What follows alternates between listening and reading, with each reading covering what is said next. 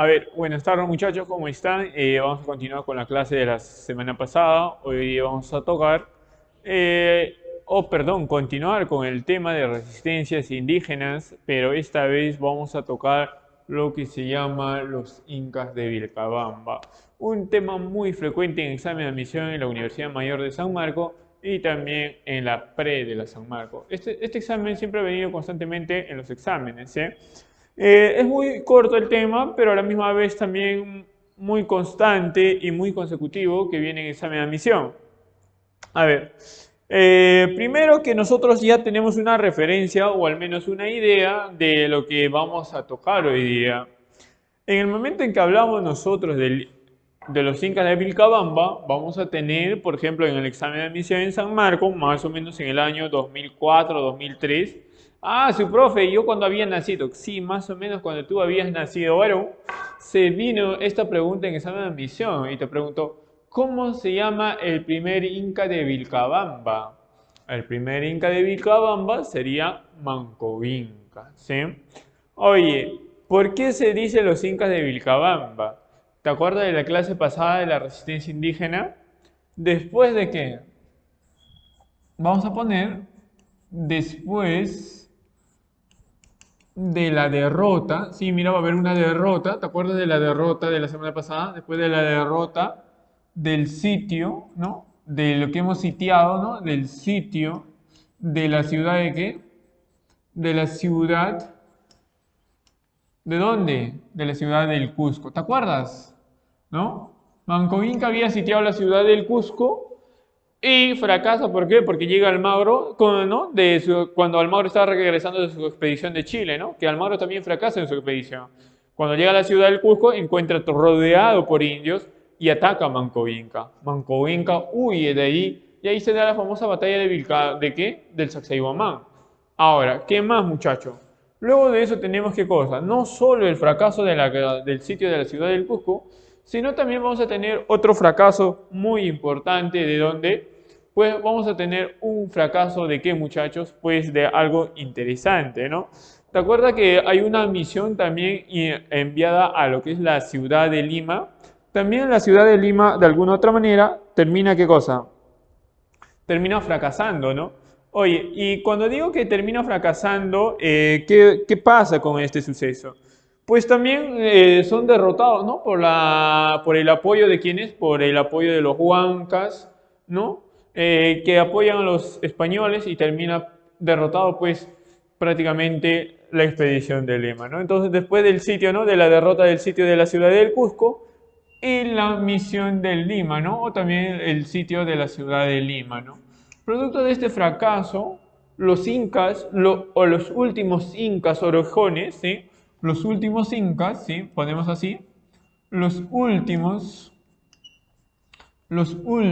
¿sí? Los últimos incas y panacas reales, y las panacas reales huyen, ¿sí? Huyen ¿a dónde? Huyen a la región de qué? De Vilcabamba. Solo Vilcabamba no, muchacho. Vilcabamba. No solo tenemos la región de Vilcabamba, sino también vamos a tener la región de Yucay, ¿sí? Hoy día sería el valle más o el valle mayor productivo de qué? Del maíz. Estamos hablando del Urubamba. El valle de Urubamba en ese momento se llamaba la región de Yucay, ¿sí? Oye, ¿solo Yucay? No, tampoco. No solo Yucay. También el último bastión de la resistencia inca. ¿Cuál es la última bastión de resistencia de los incas? Vilcabamba, Yucay y el famoso Choquequirao. Choquequirao. Entonces, una vez que los indígenas de la élite, obviamente estamos hablando de la clase política dirigencial del imperio del Tahuantinsuyo, esta vez que se han enfrentado contra los españoles, han sido derrotados por completo. La gran oportunidad que tuvo el imperio incaico de expulsar a los españoles fue desperdiciado al fracasar estas expediciones tanto de Cusco como de Lima. En pocas palabras, el ejército inca desaparece por completo. ¿Cómo profesor desaparece por completo? No queda un ejército sólido como para enfrentarse contra quién, contra los españoles. Queda un ejército pues muy reducido, entre 400 hombres a 500 hombres. Obviamente esto no es un ejército que se puede enfrentar cuerpo a cuerpo pues a un ejército o en un campo de batalla abiertamente, ¿no? No voy a ir pues no con mis 500 soldados a enfrentarme contra 5000 indios, es imposible. Entonces el Inca, Manco Inca, tiene muy claro su condición de que ha sido reducido drásticamente su ejército y no tiene oportunidad de ganar. Es ahí donde inicia un nuevo método de enfrentamiento contra los españoles. Y este método de enfrentamiento contra los españoles, ¿cómo se llama, muchachos? Este nuevo método de enfrentamiento, vamos a decir que Manco Inca va a implementar, ¿qué cosa? Manco Inca inicia con los famosos ataques. ¿Qué tipo de ataques, muchachos? Con los famosos ataques de guerrillas. Ataques de guerrillas. ¿Cómo guerrillas, profe? Fácil, ve muchacho. El Inca, ¿qué hace? Ve que los españoles, el ejército español se traslada y hoy ya se ponen a dormir, ¿no? Ya es tarde, ¿no? Vamos a dormir. Y en eso Manco Inca ataca con sus... No ataca con sus 40, ¿no? Con sus 400 hombres. Ataca con 30 hombres, 40 hombres, unos 20 flechazos, incendian unas cuantas tiendas y huyen, ¿no? Entonces, de esta manera, pues, al ejército español lo van a tener de alguna otra manera, pues, ahí, ¿no? Pensativo, cómo atacar, cómo enfrentarse entre ambos y no pueden enfrentarse, ¿no? ¿Por qué? Porque son 40 hombres y se van a perder, pues, ¿no? Rápidamente o huyen rápidamente. Hasta que el ejército español organice todo un ejército, pues, ¿no? De 1000, 2000 hombres. Obviamente eso toma tiempo, hasta ahí los atacantes ya han terminado de escapar. Entonces es ahí donde se ataca, o vamos a decir, se aplica un nuevo método de guerra. Importantísimo, ¿por qué? Porque este método de guerra, muchachos, se va a aplicar hasta el siglo XX y hasta nuestra actualidad se sigue aplicando este método de guerra, el método de guerrillas. Por ejemplo, este método se aplica también en lo que sería Vietnam, contra el ejército, ¿qué cosa? Contra el ejército estadounidense, ¿no? Los vietnamitas utilizan el método de guerrilla. Entonces este método de guerrilla aplica porque ya no tienen un gran ejército. Esto va a generar pues un descontento en la élite española y van a intentar buscar solucionar el problema. En estas circunstancias, mientras esto va pasando, muchachos, en la ciudad o en la región del Cusco, también en la ciudad de Lima hay un enfrentamiento entre los mismos españoles, entre almagristas y pizarristas, entre los dos conquistadores, los dos socios. Mira, los dos socios se enfrentan entre Almagro y Pizarro. Una de las primeras batallas es por la posesión del Cusco. ¿A quién le toca gobernar el Cusco? Entonces, ambos se están enfrentando y en eso, pues, obviamente van a ser derrotados los almagristas. Una vez que terminan derrotados los almagristas, ejecutan a Almagro y muchos de ellos terminan huyendo en diferentes partes para no ser asesinados por los pizarristas. Y uno de esos españoles, o un grupo de españoles, llega a la región de Vilcabamba y pide ayuda al Inca Manco Inca. Y le dicen a Manco Inca, Manco Inca, danos alojamiento y nosotros te vamos a ayudar a luchar contra Pizarro y expulsarlo y tú volverás a ser Inca. Ah, eso se la cree quién, Manco Inca. Por haber creído en eso, Manco Inca acepta alojar a los almagristas en la ciudad de Vilcabamba. Y una noche se dice, ahí hay varias versiones, se dice que una noche estaban jugando al bolo. Es un juego muy antiguo, ¿no? Que se lanza una pelotita, ¿no?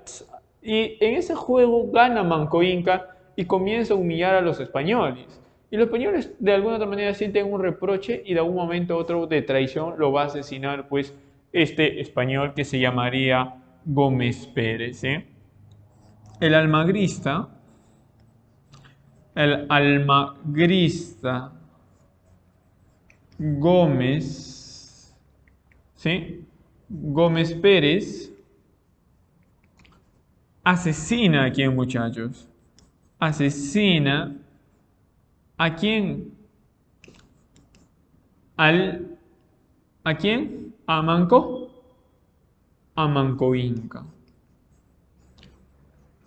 Obviamente los incas de Vilcabamba o la resistencia de Vilcabamba capturan a Gómez de Pérez y a algunos españoles y los van a asesinar. En ese entonces asume Sayri Tupac, que era hijo de Manco Inca, con tan solo 5 años la resistencia. Entonces, Sayri Tupac, ¿hijo de quién, muchachos? Sayri Tupac es hijo de Manco Inca, ¿sí? De Manco Inca. Quien asume, ¿sí? Quien asume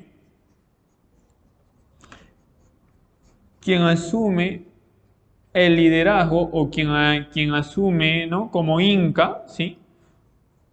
Como Inca, ¿quién? ¿Quién asume como Inca? Quien asume como Inca a los 5 años, ¿no? A los 5 años. Profe, y a los 5 años ya va a dirigir la resistencia a rebelión indígena, ni fregando, pe niño. ¿Cómo va a dirigir un niño de 5 años una resistencia?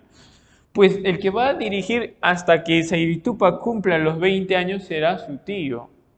Pero una vez que Sayri Tupac asume el poder, ¿sí? ¿Qué va a pasar cuando asume como Inca a los 20 años? Va a tener una invitación, lo invitan a él. ¿Quién lo va a invitar, profe? Él lo va a hacer, va a tener una invitación, tiene una invitación del virrey. ¿Del virrey quién? ¿Cómo se llama este virrey?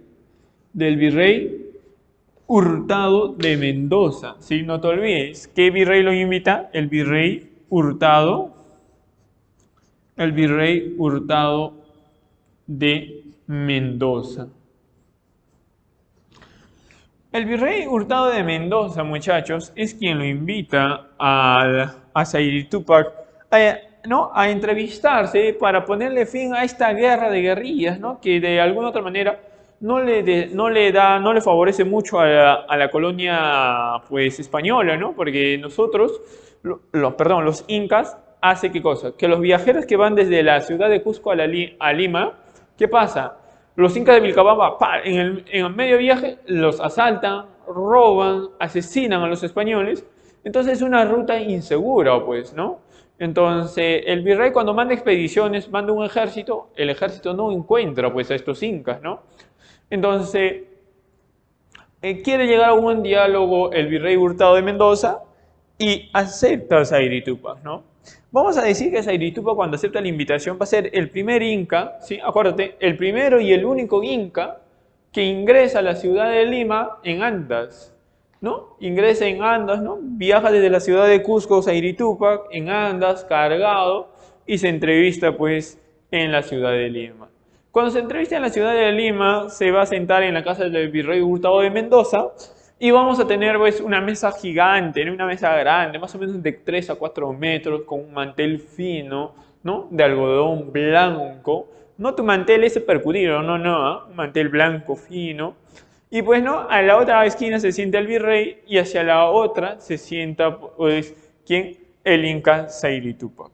Sayri Tupac se sienta a la mesa y se da la entrevista, pues, ¿no? Sayri Tupac agarra el mantel y parte del mantel estaba deshilachado, ¿no? Se había deshilachado y pues, ¿no? Comienza a jugar con esa deshilacha mientras el virrey Hurtado le comienza a hablar, ¿no? El virrey Hurtado le dice, mira Sayri Tupac, sabemos que no tienes un ejército con el cual ganarme a mí. No puedes ganarme.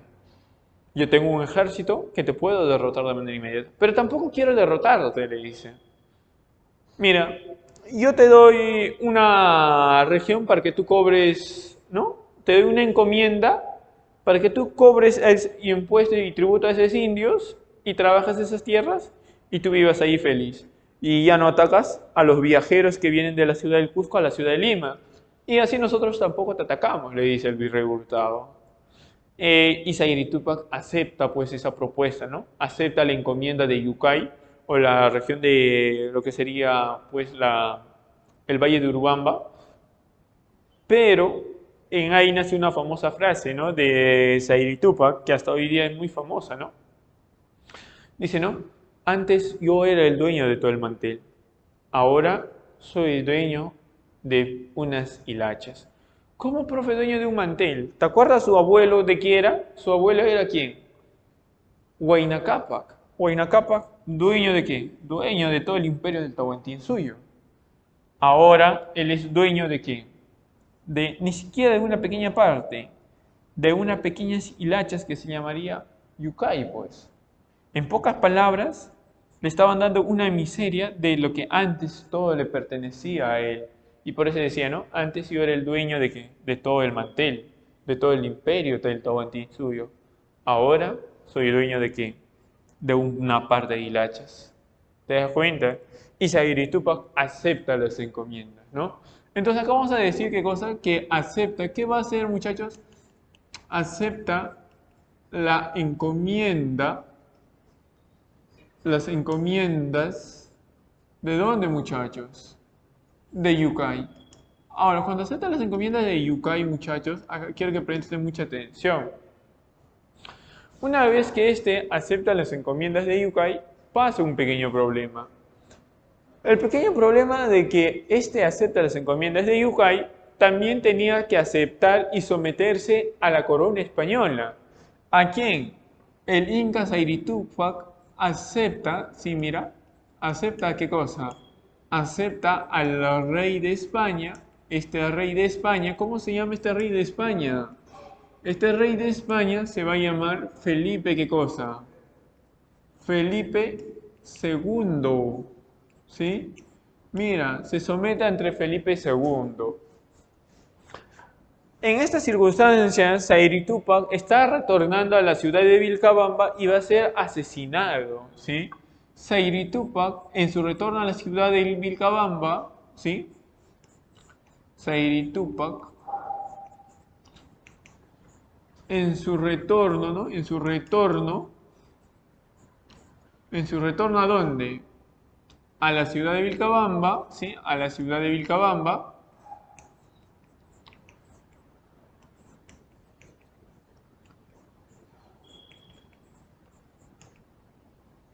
De Vilcabamba va a ser ¿qué cosa? Asesinado. Tú la completas ahí, varón, ¿ya? Asesinado. ¿Por qué vamos a decir que va a ser asesinado, muchacho, cuando está regresando a la ciudad de Vilcabamba? Muchos dicen que lo van a asesinar sus propios hombres y otros dicen que va a ser envenenado.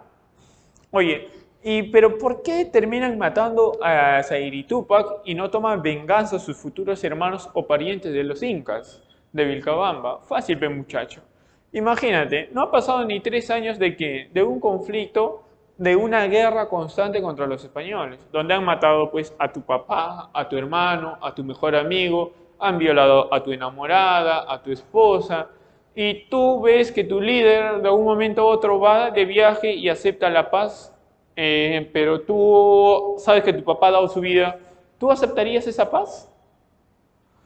Obviamente que no aceptarías esa paz porque estás viviendo ese conflicto, estás viviendo esa guerra y ¿cómo podrías aceptar un tratado de paz cuando has visto que tus familiares, tus amigos han dado la vida por ese líder, ¿no? Y por ese ideal de una resistencia, de recuperar un Tahuantinsuyo, pues. Es ahí donde se ven traicionados y es por eso que a Sairi Tupac muchos dicen que lo envenenan sus propios hombres, ¿sí? Ahora, una vez que termine eso, asume su hermano, que es Titu Cusi Yupanqui. En el momento en que asume Titu Cusi Yupanqui, muchachos, él inicia, perdón, ¿no? O reinicia, ¿no? Vamos a decir, reinicia con los ataques, ¿sí? Con los ataques, ¿a dónde? O reinicia con los ataques a los españoles. A los españoles. Es muy interesante cómo este señor comienza a enfrentarse contra los españoles, pero en ese trance de su enfrentamiento, y esto sí ha venido muy importante, es que él va a aceptar una misión. ¿Qué misión? Examen de misión en San Marcos, ¿ah? ¿Qué misión acepta Titu Cusi Yupanqui? La misión de Acobamba. Profe, ¿en qué consiste la misión de Acobamba? Excelente. Segunda pregunta en el examen de la pre-San Marco. ¿La misión de qué? La misión de Acobamba. Mira, estoy poniendo como amarillito para que te acuerdes, ¿ah? Muy típica pregunta, muy repetida muchas veces en el examen de admisión. Por ejemplo, en el examen de admisión en San Marcos te preguntaron esto. ¿En qué reinado, qué inca, ¿no? ¿Qué inca de Vilcabamba acepta la misión de Acobamba? Facilito. Tenías que elegir entre Manco Inca, Zairi Tupac, Titu Cusi Yupanqui o Tupac Amaru. ¿Cuál de estos incas aceptó? Fácil. Titu Cusi Yupanqui. Segunda pregunta en la pre-San Marco. Te preguntaron, ¿en qué consiste la misión de Acobamba? Ah, fácil. ¿En qué consiste la misión de Acobamba? La misión de Acobamba, muchachos, consiste en esto. ¿Es qué cosa? Es que acepta el ingreso de misioneros. ¿De misioneros de Jehová, profe? No, no, no, no. ¿De misioneros de qué? ¿De misioneros franciscanos? ¿Para qué, muchacho, permite el ingreso de estos misioneros franciscanos? Para evangelizar.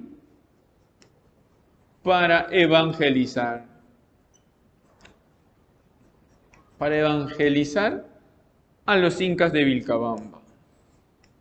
Oye, mira, interesante, ¿eh? No te olvides de este concepto, ¿eh? La misión de Acobamba, ¿en qué consiste? Consiste en que el Inca Titu Cusi Yupanqui acepta el ingreso de ¿qué? De misioneros franciscanos de la orden franciscana. Acuérdate que la religión católica tiene varias órdenes religiosas. Los franciscanos, los jesuitas, los dominicos, ¿no? Etc, etc. Dentro de ello, vamos a tener que los primeros misioneros, ¿sí? Examen de admisión también en la pre-San Marco, te preguntaron, los primeros misioneros que llegan al Perú de la religión católica, obviamente los primeros misioneros son la orden de franciscanos, ¿ah? No te olvides, ¿sí? Examen de admisión, ¿ah? Facilito, así facilita la pregunta, por eso ese tema es muy concurrente en el examen de admisión, no solo en la San Marco, sino también en las universidades como la UNI, la Villarreal y la Cantuta. Por ejemplo, todas las universidades, absolutamente todas, no hay universidad que no haya preguntado esta pregunta. ¿Qué cosa hace? En este movimiento, cuando acepta esto, justo nace un movimiento de resistencia ideológico y cultural. ¿Cómo se llama esa misión que inicia o surge? Acá surge la famosa misión o resistencia cultural llamada Taki Oncoy. Taki Oncoy. Profe, ¿en qué consiste el Taki Oncoy? Ah, ya, muy bien. Examen de dónde? De la Villarrelax. Te pregunta, ¿qué es Taki Oncoy? O ¿qué significa Taki Oncoy? Mira, facilito. ¿Qué significa el Taki Oncoy? Enfermedad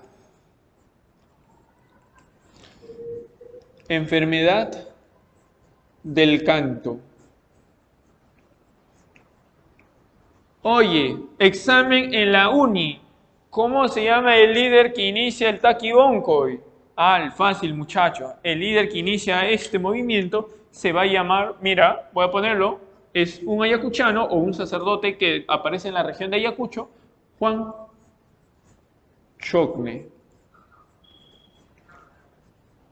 Oye, Juan Chocne es el líder de qué? De la resistencia del Taki Oncoy. Examen en qué? La uni. Examen de la Cantuta. ¿En dónde surge el Taki Oncoy?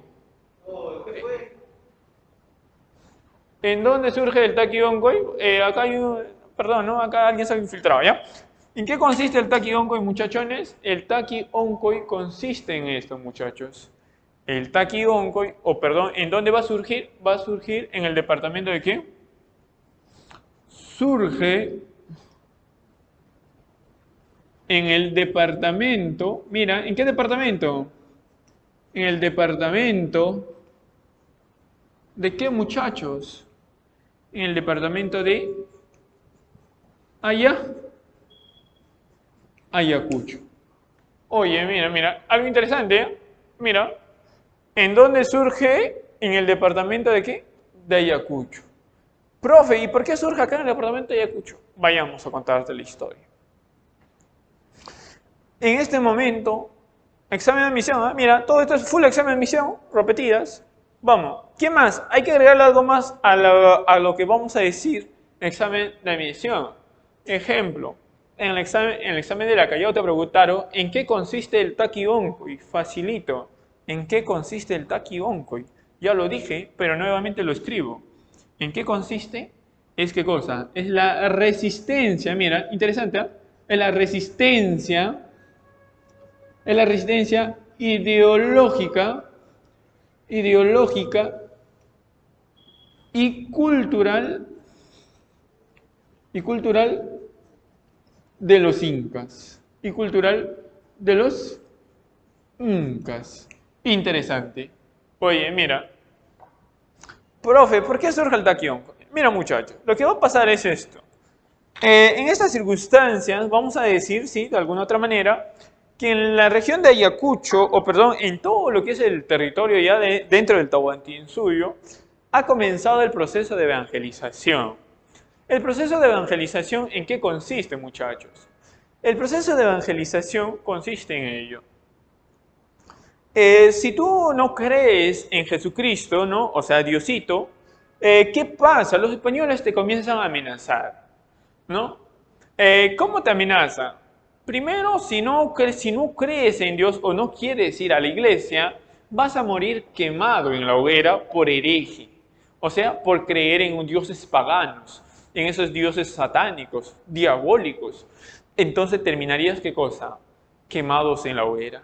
¿Te imaginas ver a, no sé, a 5 personas quemadas y tú también vas a decir, no, yo creo en mi Señor Jesucristo Todopoderoso, Creador del cielo y la tierra? Ni fregando vas a decir eso. Te van a decir, ¿cree en esa piedra? Ah, no, claro que sí, esa hace milagro, creo en la piedra, ¿sí o no?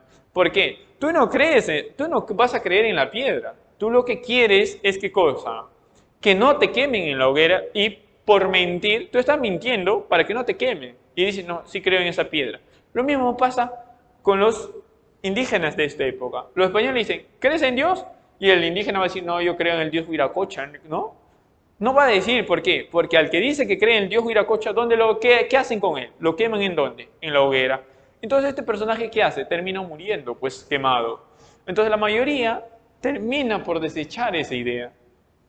Ahora, hay en otros casos, en otras regiones, por ejemplo en la región de Ecuador, de Quito, hay indígenas que no creían en Dios y ¿qué hacían? Agarraban un perro como indios y le hacían comer a sus hijos. Entonces, ese señor que decía, no, no, yo sí creo en Dios, ¿no? ¿Entiendes? Entonces, a nosotros nos vuelven a la fuerza cristianos, mediante la violencia, mediante la tortura nos vuelven cristianos. En ese momento en que nosotros nos estamos volviendo cristianos mediante la violencia, nace el Taquioncoy. ¿Y qué dice el Taquioncoy? El Taquioncoy es una resistencia cultural e ideológica. Los indígenas no aceptan ¿qué cosa? No aceptan el cristianismo de una manera tal. Al indígena le llevan los domingos a misa, pero el domingo en misa él no reza. Él le reza, pero no le reza a quién, a tu Dios o al cristiano, sino le reza a sus apus, a sus huacas. Entonces los españoles no se dan cuenta de ello. Por ejemplo, mira acá. A ver, sígueme, mira. Mira acá. Por ejemplo, no sé si te has dado cuenta, muchachones, cuando tú vas, la mayoría de nuestras vírgenes, ¿no? No sé si te das cuenta, ¿no? Mira, si te das cuenta, ¿no? Acá viene el velo ¿no? De la virgencita, sus ojitos, ¿no? Y su naricita, ¿no? Ya, listo. Pero si te das cuenta, muchachos, si le borramos la carita, ¿qué parece? ¿Esto no parece un cerro? Claro, profe, mira, es un cerro, ¿sí o no? Entonces, si te das cuenta, la mayoría de los santos, ¿sí? De los santos en la región andina, en especial en la región de los Andes, tienen ¿qué cosa? La mayoría está cubierto con un velo. Entonces, ¿esto qué quiere decir? Que el indio no adora al santo que está acá con su carita feliz, sino es que adora y le reza a quién. No le adora a él, sino le reza a su apu. El indio no ve a la Virgen, sino ve a quién. Ve al indígena, ve al apu, a su apu, ¿no? Entonces él le reza a su apu. ¿Te das cuenta? Es una manera de resistir ideológicamente y es ahí donde nace el Taquionco, una resistencia ideológica. Los domingos iban a misa, pero con el Taquionco, ¿qué pasaba? A escondidas, en las noches, Juan Choque en Ayacucho, iban a la montaña más alta y comenzaban a rezarle a los sapos. Y en una de esas se descubre a Juan Chocne y obviamente lo van a quemar vivo. Y es ahí donde en la región de Ayacucho, por eso si te preguntas, ¿por qué la región de Ayacucho tiene mayor cantidad de iglesias? El departamento con mayor cantidad de iglesias, ¿cuál es? Es la ciudad de Ayacucho. ¿Y por qué la ciudad de Ayacucho con mayor cantidad de iglesias? ¿Porque son religiosos? No, es que ellos no son religiosos, ellos no creen en él. Sino ¿qué pasó? Como en Ayacucho nace el Taquioncoy, ¿qué hace? En cada barrio de la ciudad de Ayacucho, para controlar a estos indios, ¿qué hace la Iglesia Católica? Crea en cada barrio de Ayacucho, de la ciudad de Ayacucho, ¿qué crea? Una iglesia en cada barrio. Y es por eso que la ciudad de Ayacucho es la ciudad con mayor cantidad de iglesias. En pocas palabras, esto nos demuestra que nosotros, ¿qué fuimos? Fuimos o la región de la ciudad de Ayacucho. La ciudad de Ayacucho es la ciudad que tuvo mayor resistencia ideológica al cristianismo. Y es así como a la fuerza, en cada reducción o en cada barrio solo se van a quedar ¿cuántas familias? Se quedan 10 familias, muchachos. En pocas palabras, 20 personas controladas por un español. Y ese español controlaba para que estos nunca más adoren a sus apus. Y es así poco a poco que la religión indígena va desapareciendo por completo y prácticamente ha desaparecido hasta nuestros días. Oye, ¿pero solo eso? No. También acá, con el Taquioncoy, nace una danza típica hasta nuestros días. ¿Cuál es esa danza típica que hasta nuestros días se sigue practicando? Ese es el famoso, ¿qué cosa? El famoso danzante de qué? El famoso danzante de tijeras. ¿Cuántos años tiene esta resistencia de danzante de tijeras hasta nuestra actualidad? Tiene más de 500 años de resistencia, muchachos. Ahora, cuando hablaba de la resistencia del danzante de tijeras, ¿qué te quiere decir con esto, muchacho? Algo interesante. ¿Has visto cuando baila un danzante de tijera? Es muy fácil, ¿sí o no? Sus pasos son ¿qué cosa? Un poco muy complicados, o muy complicados, podríamos decir. Pero ¿qué tiene ahí de complicado? Ejemplo, cuando hacen sus grandes retos. Por ejemplo, ese danzante de tijera, ¿qué hace? Rompe ¿qué cosa? Rompe botellas, ¿verdad? Rompe botellas, lo tienden al piso, le prende fuego y camina encima de él. Y cuando llega a la otra esquina, su pie no ha sufrido ni un corte ni se ha quemado. La pregunta es, ¿por qué? ¿Te has preguntado alguna vez? Porque si tú apenas rompes tu vasito, ¿no? En tu casa y estás recogiendo el vidrio roto, ya te cortaste la mano. Pero ¿por qué ellos que caminan y bailan encima del vidrio y encima del fuego todavía, no se queman ni se cortan? Hay profes que son diablos, pues. ¿No? Oye, otra pregunta de la danza de tijeras es, por ejemplo, cuando se rompen, ¿no? O sea, hacen sus pruebas y se meten espadas, cuchillos, y no se cortan. ¿Y por qué no sufren ningún daño ellos? Es que ellos, en el momento, ¿no? La mitología o la historia cuenta que los danzantes de tijera, para ser danzantes de tijera, hacen un pacto. ¿Con quién? ¿Con el diablo? No. Hacen el pacto con los apus. Y el apu le da ¿qué cosa? Le da su fuerza, le da su poder. No sé si has leído el libro de Rasuñinti, ¿de quién? Un cuentito de José María Arguedas. En YouTube también lo puedes ver, hay una muy buena dirigido por la Universidad de Católica, un pequeño documental que se llama Rasuñinti.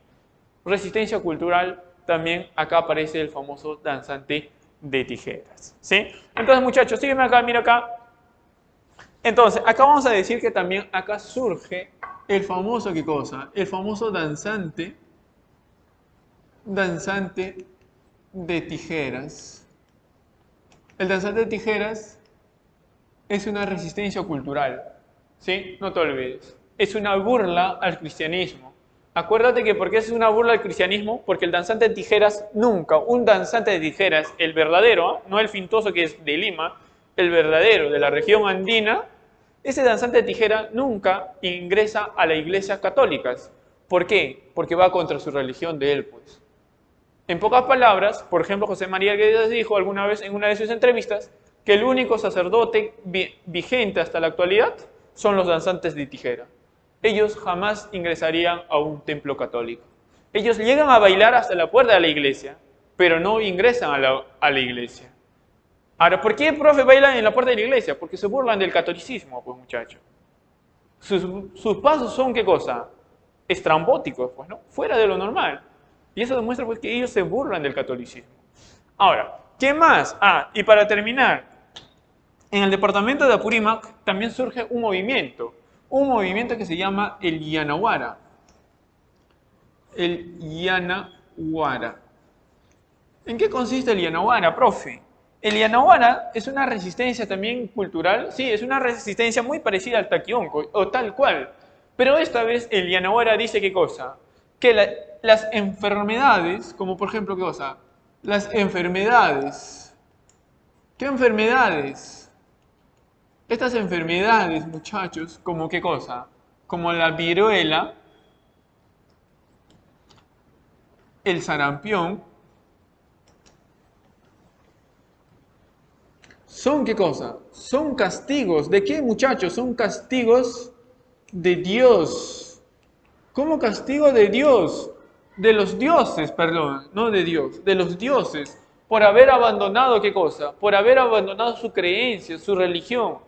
¿Sí? Entonces, el Yanaguara es una qué cosa? Es una, ¿no? Prácticamente dice, ¿no? ¿Por qué no sufrimos estas enfermedades de la viruela y el sarampión que el pueblo indígena sufre y muere con esta enfermedad?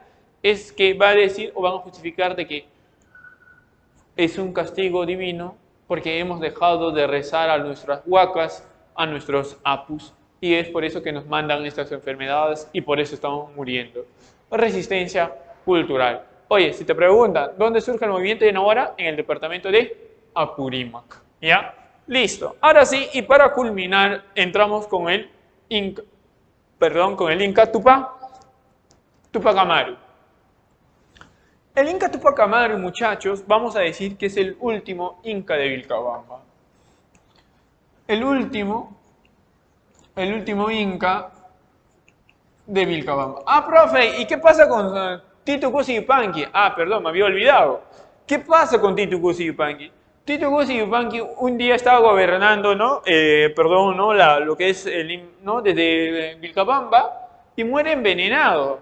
Y sus seguidores de Titu Cusi Yupanqui le van a echar la culpa a los sacerdotes franciscanos diciendo que ellos los han envenenado y pues los van a asesinar y los van a atravesar lanzas por el estómago y los van a poner en estacas. Y es ahí donde se pone fin a estos misioneros franciscanos y es ahí donde asume su hermano, el último Inca, el último de sangre pura, ojo, de él para adelante no existe ningún Inca. Profe, ¿y Tupac Amaru II? No, ese es un chistoso, ¿ya? Ese no es un Inca, porque no viene de familia del linaje del Inca, ¿no? No viene de una panaca real, pues. En cambio, el último panaca real, orejón, verdadero, descendiente de Huayna Cápac, Tupac Amaru. ¿El último Inca de qué? De Vilcabamba.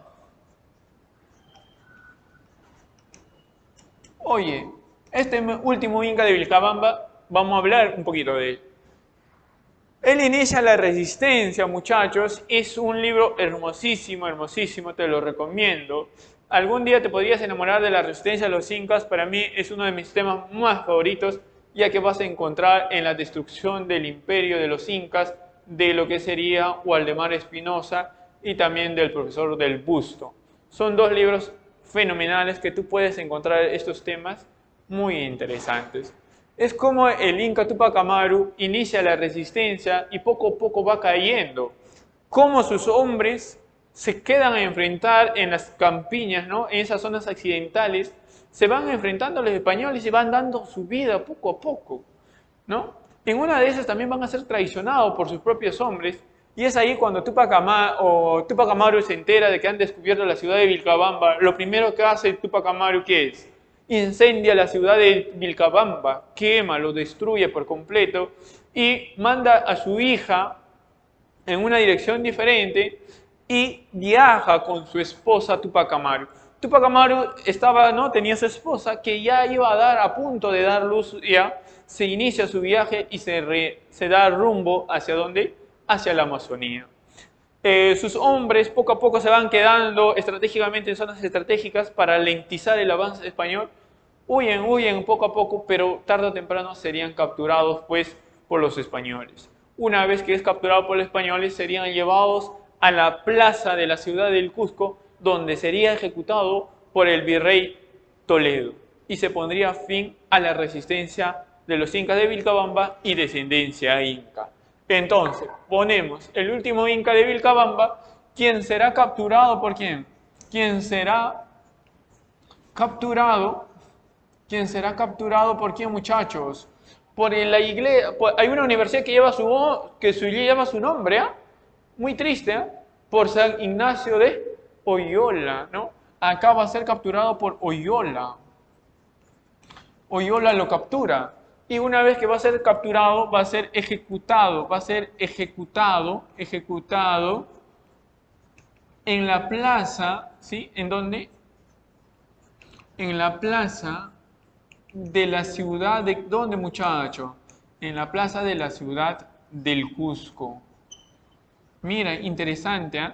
¿Va a ser ejecutado en dónde? En la plaza de la ciudad del Cusco. Oye, se dice que ese día que cuando se quiso ejecutar al Inca de Tupac Amaru, ¿qué hubo? No hubo espacio donde pudo haber caído una naranja. Dice que todos los indios llegó, cuando el Inca llegó, todos, absolutamente todos los indios se fueron y se plantaron en la ciudad del Cusco. Eran tantos indios que no podía caer ni una naranja al piso. En ese momento, muchachos, todos pedían y suplicaban el perdón del Inca Tupac Amaru y todos gritaban, pero lo único que hizo el Inca Tupac Amaru es levantar la mano para que hagan silencio y todo el pueblo se cayó. Como si hubiera caído, pues, ¿no? En un sueño profundo. Y ese silencio profundo es llevado a la plaza y es ahí donde el virrey Toledo lo manda a ejecutar. ¿Sí? Va a ser ejecutado en la plaza de la ciudad del Cusco. ¿Por órdenes de quién, muchacho? Por órdenes del virrey. ¿Del virrey qué cosa? Del virrey Toledo. ¿Sí? Y una vez que es ejecutado, lo van a descuartizar su cuerpo, muchachos. Y su cuerpo, una vez que va a ser ¿qué va a hacer? Es descuartizado. Es descuartizado y enviado a las 4 regiones. A las 4 regiones. ¿Para qué es enviado a las 4 regiones, muchachos? Para que ningún pueblo, para que ningún pueblo